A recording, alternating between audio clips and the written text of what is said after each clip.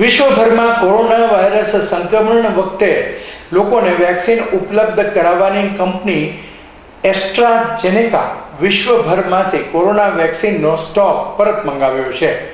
કંપનીએ જાહેરાત કરી છે કે વિશ્વભરમાંથી તે પોતાની વેક્સિન પાછી મંગાવે છે. ઉલ્લેખનીય છે કે ભારતમાં કોરોનાથી બચાવ માટે એસ્ટ્રાઝેનેકાનું લાયસન્સ ધરાવતી કોવિશિલ્ડ વેક્સિન આપવામાં આવી હતી. ભારતમાં તૈયાર થયેલી કોવિશિલ્ડ વેક્સિન વેક્સિનનું ઉત્પાદન સિરમ ઇન્સ્ટિટ્યૂટ ઓફ ઇન્ડિયા દ્વારા થયું હતું. ભારતમાં હજી કોરોના વેક્સિન પાછી ખેંચવાના મુદ્દે નિર્ણય લેવામાં નથી આવ્યો.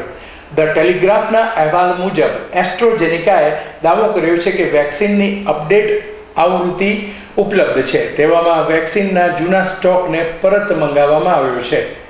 અહેવાલ વિજય મકવાણા.